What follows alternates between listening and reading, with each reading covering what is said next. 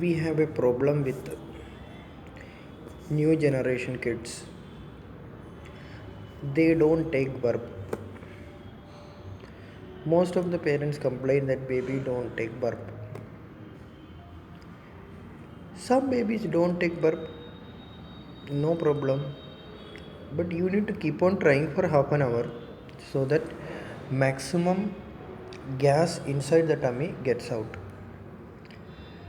And for removing the gas, you can catch hold of both legs and do cycling, as well as you can massage the tummy clockwise. In addition to that, you can keep the baby upright,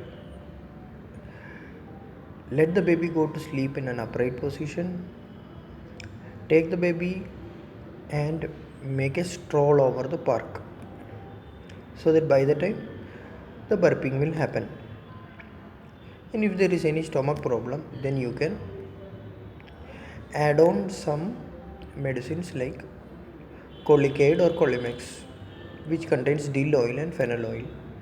This is nothing to be worried about and it's a very common problem. Keep watching Dr. K. Babu channel. Take care. Have a good day.